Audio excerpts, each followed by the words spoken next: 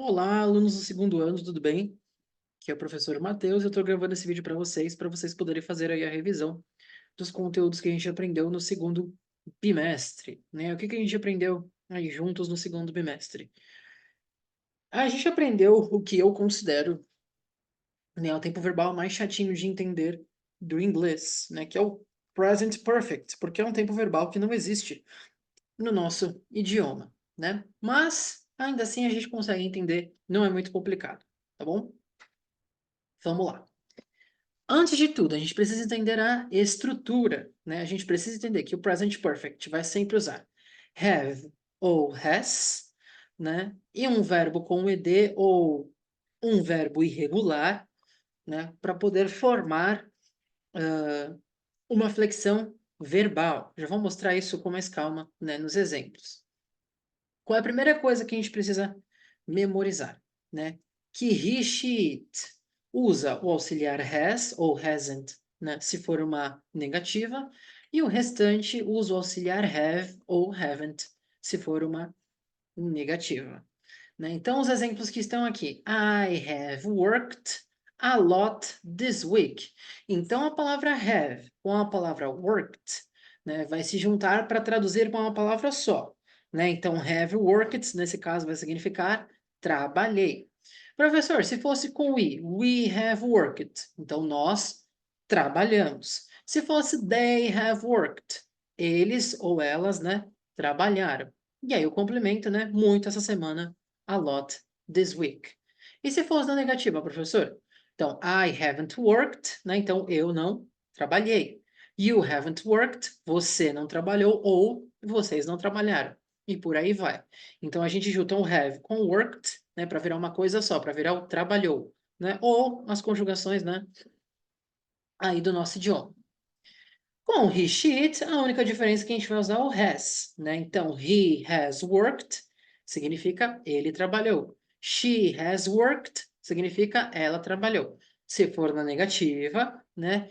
He hasn't worked, ele não trabalhou. She hasn't worked, ela não trabalhou. Ok? Então, geralmente, traduzimos para o nosso pretérito ou passado, né? Do nosso idioma, do português. Tá? I have worked this week. Então, have worked vira uma palavra só, né? Eu trabalhei essa semana. She has studied English today. Ela estudou inglês hoje. Então, has studied vira estudou. Então, eu junto have ou has com um verbo com ed ou um verbo irregular. Quando for irregular, eu sempre falo qual é o verbo que precisa ser usado, né? Se for regular, é só colocar ed, né? Para poder formar então aí o present perfect. I have worked. She has studied. Se for uma negativa, the market hasn't opened today. E aí vem uma pergunta, né? Por que a gente usou hasn't aqui?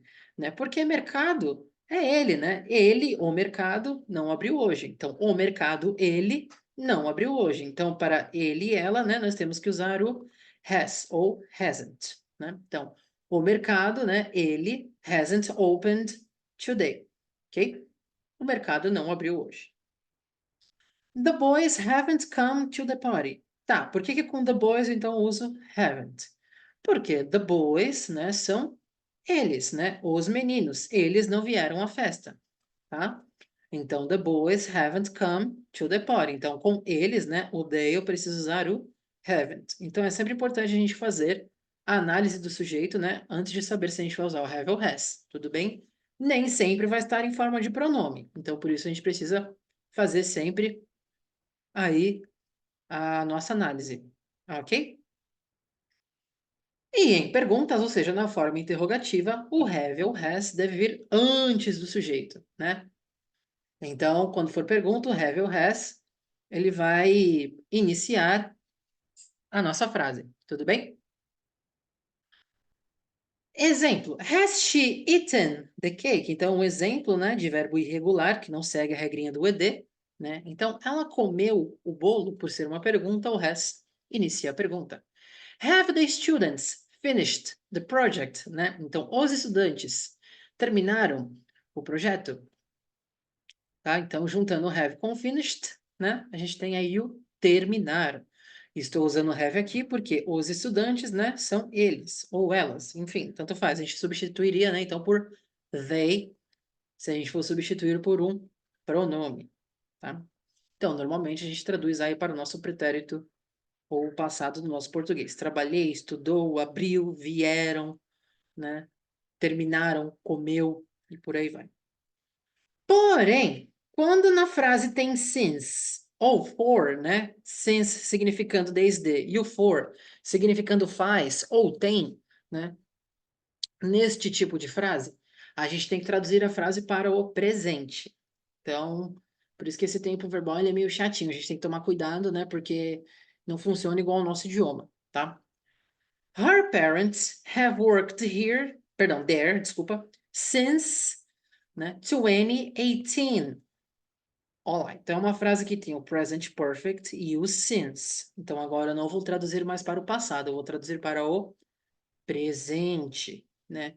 Então os pais dela trabalham lá desde 2018, no lugar de trabalhar, tá? Porque esse since está na frase. I have studied Italian for 6 months. Perdão. I have studied Italian for 6 months. Então, eu estudo italiano, né? Faz 6 meses, no lugar de, né? Estudei, tá? Então, eu estudo, em vez de eu estudei, porque tem o for na frase. Então, tendo since ou for na frase, a gente traduz para o presente, tá? O present perfect. Already e ever, né, quando a gente usa na frase, né, o já ou o alguma vez, são usados, né, antes do verbo principal, né? Perdão o cachorro do vizinho latindo. Não espero que não esteja atrapalhando o áudio. Então, olha lá. Então, o already e o ever eles são usados antes do verbo principal, ou seja, antes do verbo com ed ou antes do verbo irregular, né? Exemplos.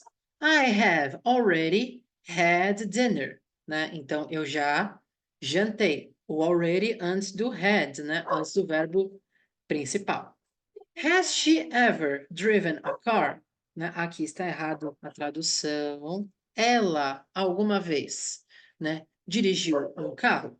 Então, has she ever driven a car? Tá? Então, ever antes do verbo principal, driven. Have you ever played Monopoly? Então, ever antes do verbo principal, né? Played. Você já jogou Monopoly? Né? Você alguma vez, né? Melhor dizendo, jogou Monopoly? Né? Por que que eu estou fazendo essa distinção entre o já e alguma vez? Para vocês não acharem que é a mesma palavra, né? O ever a gente usa para perguntar se a pessoa fez alguma vez alguma coisa, e o already para perguntar se a pessoa, né, já fez o que ela tinha de fazer, né? Então, se ela já acabou logo com o assunto de vez, né? Já acabou logo com a ação de vez, em vez de perguntar se a pessoa fez alguma vez alguma coisa, né? Então, tem essa diferença, tá? Uma última coisa, antes de continuar, né? Que a gente pode contrair o have e o has, né? O have para apóstrofo VE ou o has para o apóstrofo S, né, nas frases. Então, no lugar de falar I have already taken a shower, eu posso falar I've already taken a shower. Eu já tomei banho, né? She's played with me, no lugar de she has played with me, né? Então, estou contraindo aqui o has para o apóstrofo S, né? Então, ela jogou, né, comigo. They've worked here, no lugar de they have worked, né? Então, estou contraindo esse have. They've worked here since 2020. Então, eles trabalham aqui desde 2020. Tudo bem? Se ficou alguma dúvida, repete essa parte do vídeo, né, até ficar aí na memória. Tudo bem? Depois do present perfect, a gente aprendeu o present perfect continuous, né? Então, qual é a diferença entre os dois? Esse aqui é mais fácil porque é o equivalente do nosso ter mais particípio no português, né? Professor, o que é um particípio? Então, são aqueles verbos terminados, né, em ado, edo, ido, né? Então, pegado, tentado, comido, feito, né, levado e por aí vai, tá? Ah, professor, mas feito não termina em ado, edo, ido. Tudo bem, você fala fazido? Não, né? Então, você modifica quando for o irregular do seu idioma, você vai saber, né? Quando modificar aí para o irregular do seu próprio idioma, tá bom? Olha lá então, como que é a estrutura desse aqui? É sempre have been, mais o verbo com ing, então é diferente. Vamos voltar, lá em cima é have e o verbo com ed.